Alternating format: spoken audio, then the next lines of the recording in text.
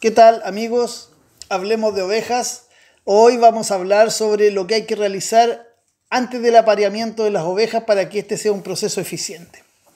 Entonces, para eso nos vamos a meter en algunos aspectos del apareamiento que son cruciales. El primer aspecto del apareamiento de la oveja es qué relación tiene que haber entre carneros y ovejas, ¿ya? Se habla de una proporción de 1:50, es decir, un 2% de carnero en función del número de ovejas, ¿ya? Es decir, con un carnero cada 50 ovejas nosotros vamos a obtener una eficiencia en la reproducción que es muy similar a meter más carnero. Hay gente que recomienda un 4% de carnero, un 3% de carnero, y la verdad las cosas es que los rendimientos son similares siempre y cuando el estado de esas ovejas y esos carneros sea el adecuado en términos físicos y de condición corporal para poder afrontar este proceso.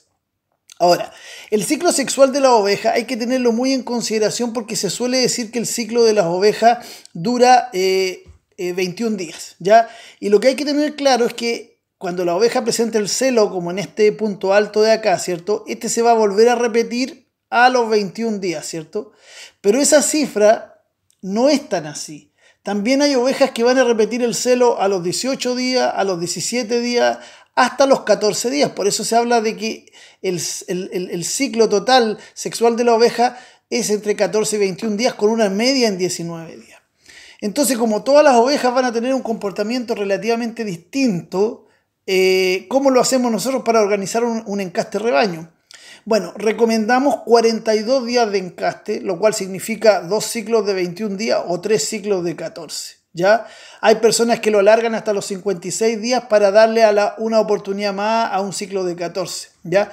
En el fondo, entre 42 y 56 días debería ser un ciclo de encaste que le asegure un 98% de ovejas preñadas, ¿ya? Ahora, hay que tener en consideración que el apareamiento exige un gran consumo energético a las ovejas y a los carneros, ¿ya? La oveja y el carnero no solo el carnero monta a la oveja, sino que hay todo un ritual que se realiza de movimiento y de gestualidades que realiza la oveja y que realiza el carnero para poder producir la monta. Y a mayor superficie tiene el potrero donde nosotros estamos realizando el encaste, mayor consumo energético va a tener tanto carnero como oveja. Desde este punto de vista hay que tener consideración de ese aspecto. También hay que tener claro que las ovejas van a celar y ovular según su estado de confortabilidad. Desde ese punto de vista es muy importante que tengamos claro a qué nos referimos con confortabilidad. La confortabilidad yo se la voy a plantear en 3 aspectos muy simples. Primero, que las ovejas estén sin anemia. ¿Y qué les causa la anemia a las ovejas? Los parásitos. Por lo tanto, sin anemia significa tener los parásitos internos controlados, ¿ya? Y me voy a referir fundamentalmente a los parásitos internos, que son un problema más difícil de detectar, pero todo parásito chupa sangre y por lo tanto produce anemia, ¿ya? Por otro lado, la oveja no tiene que estar ni gorda ni flaca. ¿Cómo nosotros vamos a poder establecer que está en ese punto medio, en ese punto óptimo? Bueno, con una condición corporal óptima, ¿cierto? Que vamos a revisar de ahí en qué nivel tiene que estar. Y en tercer lugar, el animal tiene que tener un fácil desplazamiento, tanto para efectos de alimentarse como para efectos de poder realizar su ritual de apareamiento. Y para ello tiene que tener patas sanas, ¿ya? Entonces estos 3 aspectos nosotros tenemos que prepararlos antes de que se produzca el encaste, ¿ya? Es decir, antes de que se produzca el apareamiento. El estado corporal, primer aspecto que nos vamos a preocupar. Nos vamos a preocupar primero que nada de aprender a medir la condición corporal y de que nuestras ovejas tengan que tener un 3,5 de condición corporal, ¿cierto? Que se mide aquí, ¿cierto? Sobre la superficie del lomo. Justo el día que entran al encaste tienen que tener su 3,5 de condición corporal. Evidentemente, para poder alcanzar ese 3,5, nosotros tenemos que preparar potreros de reforzamiento para las hembras que estén en torno al 3 de condición corporal, potreros de buena calidad con buena pradera para que puedan subir, y potreros de sacrificio para las hembras que estén sobre 3,5% de condición corporal. ¿Y cuándo tenemos que meterla a estos potreros de reforzamiento de sacrificio? 30 días antes del día del encaste. ¿Ya? 30 días antes nosotros tenemos que iniciar este proceso de dieta o de reforzamiento alimenticio en algunas hembras para llegar en promedio al 3,5 de condición corporal. Por otro lado, si los animales están mucho más abajo que el 3 de condición corporal, nosotros tenemos que hacer una suplementación además de la pradera de buena calidad. Y esto también va a ser válido para corderas que estén bajo los 45 kilos de peso, de tal manera de poder llevarla a los 50 kilos. Especial atención en este proceso de estado corporal hay que tener con el carnero. Recuerden ustedes que un carnero va a perder del orden de los 12 kilos en el encaste. Por lo tanto, tiene que tener 3,5 de condición corporal. Pero también un carnero, si se nos pasa en peso, puede llegar sin problema a los 150, 160 kilos dependiendo de la raza. Y ello va a afectar la monta de las corderas, de las borregas y particularmente de las ovejas que tengan problemas en las patas. Por lo tanto, no podemos permitir que el carnero se nos arranque en el peso y en la condición corporal sobre 3,5. En cuanto al estado de pata, es muy importante que nosotros sepamos que las patas tienen dos asuntos. Primero, el estado de la pezuña y segundo, el nivel de rectificación. La pezuña tiene una estructura que cada vez que nosotros arreglamos pata tenemos que rectificarla para que el animal pise bien, ¿ya? En el caso de esta pezuña nosotros vemos un mal corte hecho, ¿cierto? Este fue un corte hecho a la rapia, el animal no quedó bien rectificado y por lo tanto, aunque yo vuelva a corregir aquí, si yo no rectifico la línea recta de la pezuña, el animal va a seguir pisando mal. Por eso, nosotros hemos realizado, ¿cierto?, un arreglo de pata en la primavera antes del encaste y ahora, 30 días antes de que se inicie el apareamiento, nosotros vamos a tener que volver a hacer un recorte aquí con rectificación para que esto quede recto, la muralla quede recta, de limpieza de la pata.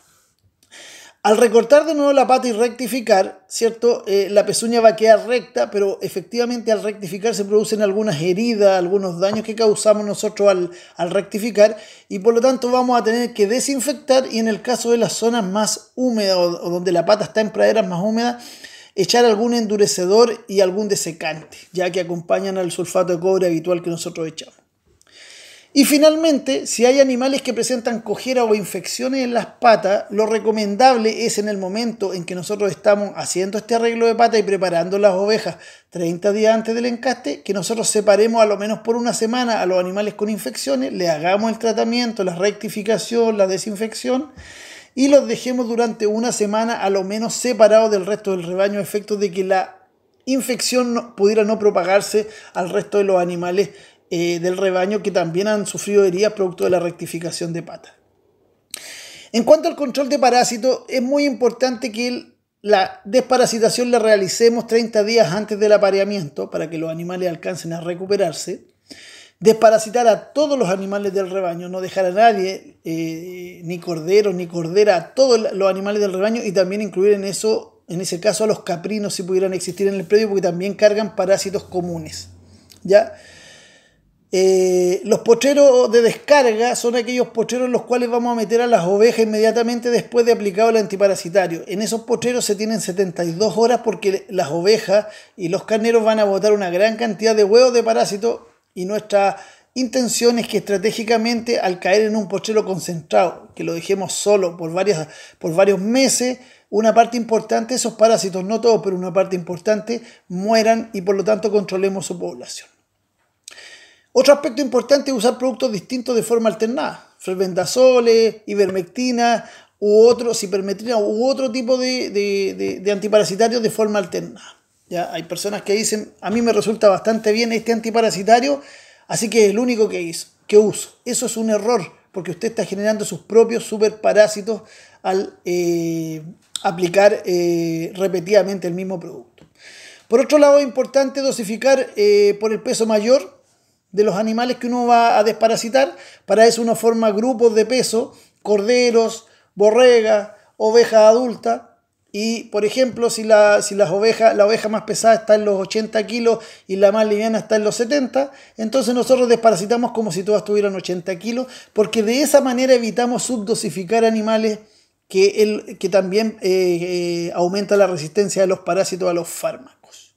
Y finalmente, una recomendación de manejo simple, inyectar tras la paletilla en forma subcutánea cuando estamos aplicando antiparasitarios inyectables, porque en esta desparasitación antes del encaste es muy importante que todos los manejos sean lo menos estresantes posible, dado que es un proceso que es muy sensible a la reacción de los animales cuando se sienten agobiados. Bueno, amigos míos, si han llegado hasta aquí en el video, les recomiendo también que vean otros videos que están en el canal que tienen relación con este, como son el video 63 sobre la rusticidad de patas en los ovinos, el video 59 sobre la elección de un buen carnero, el video 56 sobre los criterios de selección de las ovejas y especialmente el video 51 sobre parásitos internos. Si les ha gustado el video, denle un me gusta, suscríbanse al canal para que sigan recibiendo otras entregas y sobre todo compartan el video porque siempre en redes sociales hay otras personas a las que les puede ser útil.